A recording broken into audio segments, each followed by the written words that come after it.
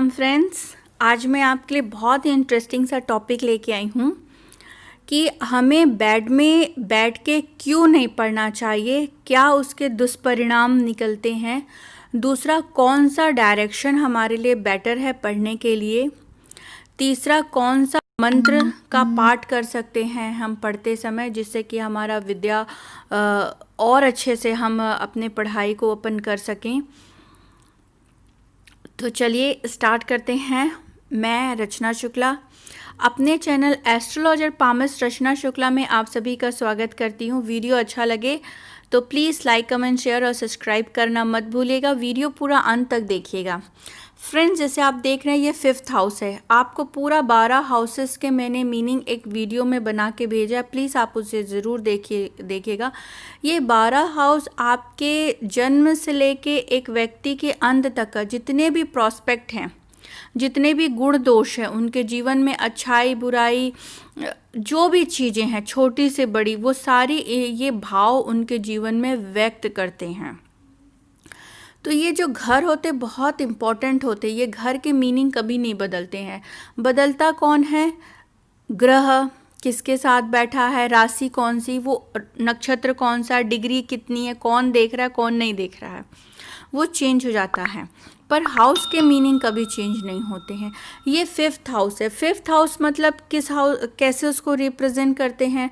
For example इसे हम आपके नॉलेज, ज्ञान, विद्या, इन सब चीज़ों को ये रिप्रेजेंट करता है कि आपका एजुकेशन की क्वालिटी कैसी रहेगी, आप कितने एजुकेटेड रहेंगे।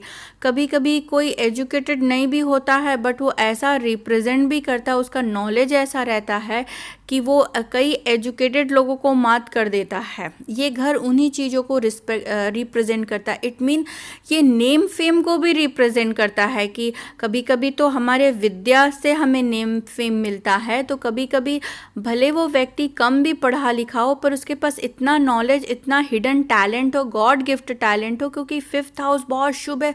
इसे धर्म आध्यात्म से भी देखा जाता है। तो यहाँ पर जो 5th हाउस होता है वो आपके नेम फेम का है। मतलब आप में ऐसी कौन सा ज्ञान या नॉलेज का भंडार होगा जिससे कि आपको समाज में वो इज्जत दर्जा आपको मिलेगा। ये घर आपके प्यार को भी रिप्रेजेंट करता है। तो ये बहुत शुभ घरों में से एक घर होता है जो कि आपके बच्चों को भी रिप्रेजेंट करता है कि आप यहाँ से अपने बच्चों को भी देख सकते हैं। 5th house education. 12th house किस चीज़ को रिप्रेजेंट करता है? 12th हाउस भी अच्छा है, कोई नेगेटिव या कोई बैड नहीं होता, बट यस इसमें नेगेटिव पॉइंट्स कुछ ज़्यादा होते हैं, कुछ नेगेटिव एस्पेक्ट कुछ ज़्यादा होता है। 12th हाउस को हम लॉस का घर मानते हैं। इसे हम आपका बेड मानते हैं, बेडरूम भी कह दो या बेड मान लीजिए, आपका बिस्तर मान लीजिए। आपकी स्लीपिंग क्वालिटी कैसी रहेगी? कभी कभी कोई बोलते हैं ना कि मुझे रात में नींद नहीं आता, मैं रात में जगता रहता हूँ, या बहुत बुरे बुरे ख्वाब आते हैं। ये सब बेडरूम से देखा जाता है, ठीक है। और ये हाउस बैड हो गया, प्लस लॉस माना गया, लॉस, ठीक है, हानि। अब कोई पंचम हाउस का काम हो गया, पंचम हाउस में जो काम करते हैं वो काम को आप 12th हाउस में लेके जाएंगे तो वहाँ पर उस चीज़ का लॉस होगा कि नहीं होगा? क्योंकि वो तो लॉस को ही रिप्रेजेंट कर रहा है। तो इट मीन्स आपका एजुकेशन अगर आप बेड पे करते हैं तो बाधित होता है, ठीक है। एजुकेशन वहाँ पर करना शुभ नहीं रहता है। दूसरा, एजुकेशन अच्छा नहीं रहेगा अगर आप उसको बेड पे करते। पहली चीज़, कभी कभी तो गॉड गिफ्ट एजुकेशन हो जाता है, बहुत शुभ प्लैनेट है तो एजुकेशन तो बेटर हो गया, पर यह भी माना जाता है कि उसके हिसाब से उसको काम नहीं मिल रहा है और वो अपनी योग्यता को कहीं ऐसी जगह फिट कर देता है जिसके कारण नेगेटिविटी क्रिएट हो जाती है। इट मीन्स कभी कभी देखते हैं ना, बंदा बहुत नॉलेजेबल है बट वो अपना नॉलेज को क्राइम में या कुछ गलत काम में यूज़ कर देता है। कभी कभी कहते हैं ना कि इतना नॉलेजेबल बंदा था, अगर कुछ अच्छा करना चाहता तो कितना अच्छा करता। इसीलिए आपको कहा जाता है शास्त्रों में कि 5th हाउस का काम को आप बेड पे लेके मत जाइए, ये बहुत हानिकारक है। किस तरह की नेगेटिविटी देखने के लिए मिलेगी गॉड नोस है ये, ठीक है। एक तो एजुकेशन अच्छा नहीं रहता है 5th हाउस का काम अगर आप बेड पे करते हैं 12th हाउस में, इट मीन्स बेड पे मत करिए, पढ़ाई आपकी ख़राब होगी। ठीक।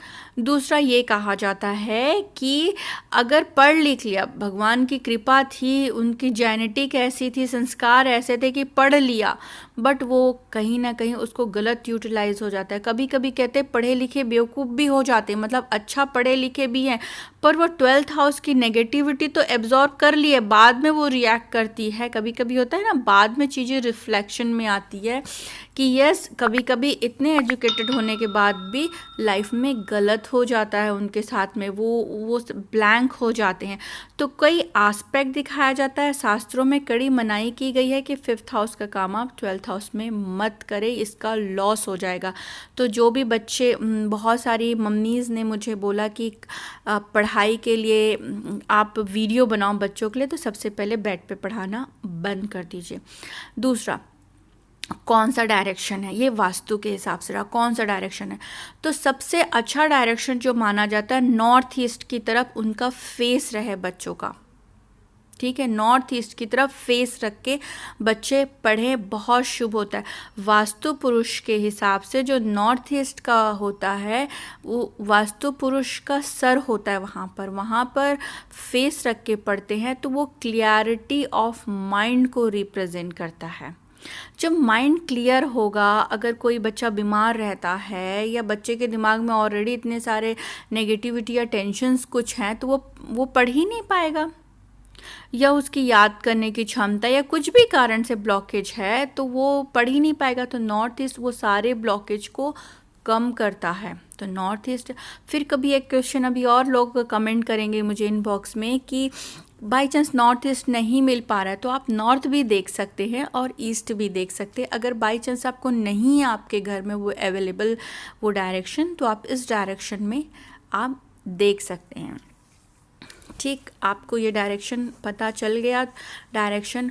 अब हमारे यहाँ विद्या को माँ सरस्वती से कोरिलेट करके देखा जाता है। इट मीन जब भी विद्या अध्ययन करने के लिए बैठें बच्चे, या हम भी अगर बैठ रहे हैं तो हम नहा धो के स्नान करके विद्या करने बैठें, और बहुत कोशिश करें कि सुबेरे, पहले के टाइम में हम लोग तो सुबेरे ही उठ के पढ़ाई करते थे, पर आजकल के बच्चे कहते हैं कि हम रात में ही पढ़ाई करते, दिन में हमसे नहीं होता। पर विद्या अध्ययन करने के लिए 3:30 बजे का टाइम, जो कि गुरु का टाइम होता है, 3:30 बजे से आपको याद होगा, सुना होगा, गुरुकुल में 3:30 बजे से बच्चे उठ के तैयार हो जाते थे और 4 बजे वो विद्या अध्ययन करने के लिए बैठ जाया करते थे। तो बहुत कोशिश करें कि मॉर्निंग का टाइम बहुत सूटेबल है। ये तो मैंने आपको बता दिया, आप कोशिश कर लीजिएगा। जैसे बहुत सारे बच्चे होते हैं जो स्पोर्ट्स में होते हैं तो अर्ली मॉर्निंग ही प्रैक्टिस करने के लिए जाते हैं, अर्ली मॉर्निंग ही उठते हैं, उनकी प्रैक्टिस अर्ली मॉर्निंग ही होती है। अर्ली मॉर्निंग ज़्यादा आप कोशिश करें। जब भी पढ़ने के लिए बैठें नहा धो के बैठें। शाम के बैठ रहे तो हाथ पैर मुंह धो के पढ़े, खाते खाते ना पढ़े, बीच में अगर खाया है तो फिर से मुंह धो ले, कुल्ला कर ले, पानी पी ले, फिर बैठें। हो सके तो जहाँ पर बच्चे बैठते हैं वहाँ पर ब्लू फ्रेम पे माँ सरस्वती की पिक्चर लगा सकते हैं, मोर पंख लगा सकते हैं, पिक्चर पे डेकोरेट करके लगा सकते हो उस एरिया को।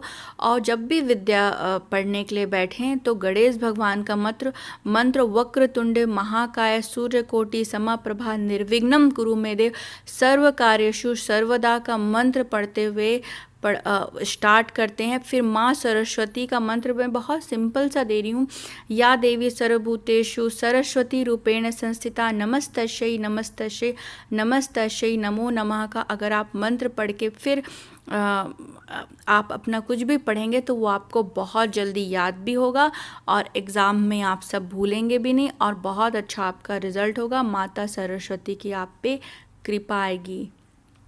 फ्रेंड्स, आज के लिए इतना ही। वीडियो अच्छा लगा हो तो प्लीज़ लाइक, कमेंट, शेयर और सब्सक्राइब करना मत भूलिएगा। अपना सुझाव दीजिएगा। Thank you. God bless you all.